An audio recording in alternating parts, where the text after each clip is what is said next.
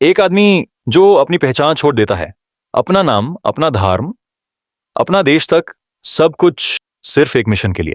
सोचो, अगर तुम्हें कहा जाए कि तुम्हें अपनी जिंदगी छोड़कर दुश्मन देश में रहना है और वहां सिर्फ रहना ही नहीं बल्कि उनकी आर्मी का हिस्सा बनना है, और फिर एक दिन तुम पकड़े जाते हो, ना तुम्हारा देश तुम्हें ओपनली पहचानता है, ना तुम्हारा नाम हिस्ट्री में लिखा जाता है। ये कहानी है एक ऐसे ही आदमी की जिसे दुनिया के सबसे डेंजरस स्पाइज में से एक माना जाता है।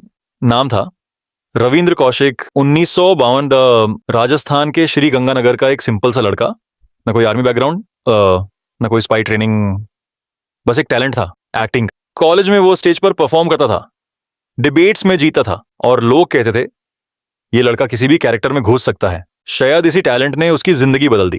एक दिन उसकी परफॉर्मेंस देखने आए कुछ लोग जो आम लोग नहीं थे। वो दी इंडिया की secret agency research and analysis wing के ऑफिसर्स।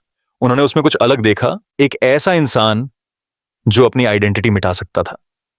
और वहीं से शुरू हुई एक डेंजरस जर्नी। रविंद्र को दिल्ली ले जाया गया।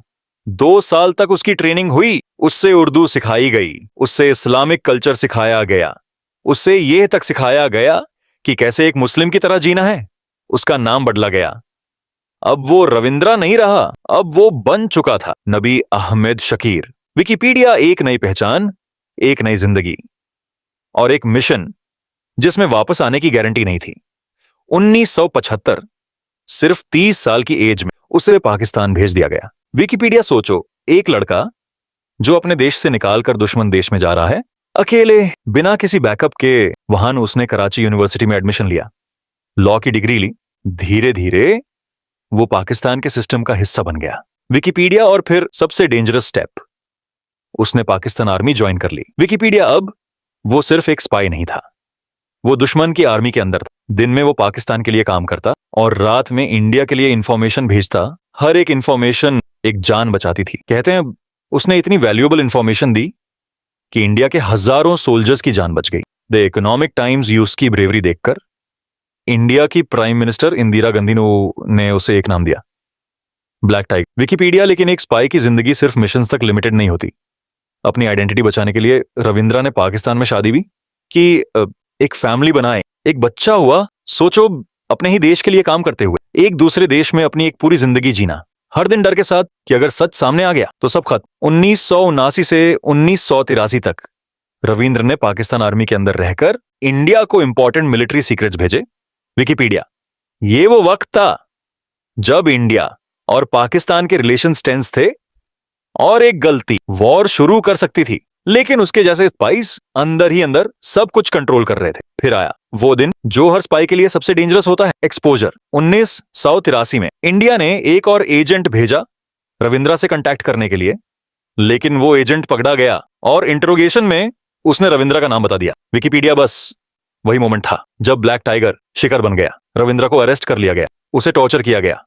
2 साल तक इंटरोगेशन चलता रहा। विकिपीडिया हर दिन उनसे सिर्फ एक सवाल पूछा जाता था और वो चुप रहता था, क्योंकि एक स्पाई का सबसे बड़ा वेपन उसकी साइलेंस होती है। 1985 उसे डेथ सेंटेंस दिया विकिपीडिया, लेकिन बाद में उसे लाइफ इंप्रिजनमेंट में बदल दिया गया। विकिपीडिया और फिर शुरू हुई एक ऐसी जिंदगी जो मौत से भी ज्यादा पेनफुल। 16 साल अलग अलग जेल्स में, सियालकोट, कोट लखपाट, मियानवली। विकिपीडिया ना फैमिली न देश, बस एक आइडेंटिटी जो अब किसी काम की नहीं थी। कहते हैं रविंद्रा अपने घर लेटर्स भेजता था। उन लेटर्स में वो लिखता था कि उसकी हेल्थ खराब हो रही है, उसे हेल्प चाहिए। लेकिन एक स्पाई की जिंदगी में हेल्प का कोई कॉन्सेप्ट नहीं होता। 2001 जेल के अंदर एक वक्त का सबसे डेंजरस स्पाई अकेले चुपचाप इस दुनिया से चला गया। विकिपीडिया ना कोई सैल्यूट, ना कोई अवार्ड, बस एक कहानी जो धीरे धीरे लोग भूल गए। सोचो, एक आदमी जिसने अपनी पूरी जिंदगी देश के लिए दे दी, अपनी पहचान, अपनी फैमिली, अपनी जिंदगी, सब कुछ, और एंड में यूज बास एक साइलेंट डेथ मिली। आज जब हम मूवीज में स्पाइस देखते हैं, hi tech gadgets, stylish life, hero जैसी एंट्री, तो हमें लगता है स्पाई बनना कूल है। लेकिन रियलिटी बिल्कुल अलग होती है। रियलिटी में स्पाई एक शैडो होता है जो काम करता है लेकिन दिखता नहीं, जो देश बचाता है लेकिन उसका नाम कभी सामने नहीं आता। रविंद्र कौशिक सिर्फ एक नाम नहीं है, ये एक सैक्रिफाइस है, एक ऐसी कहानी जो हमें बताती है कि असली हीरोज हमेशा विजिबल नहीं होते और शायद इसीलिए उन्हें ब्लैक टाइगर कहा जाता है, क्योंकि वो अंधेरे में रहता है और अपने देश के लिए चुपचाप सब कुछ दे देता है। ये थी कहानी इंडिया के सबसे डेंजरस स्पाइज में से एक रविंद्रा कौशिक की।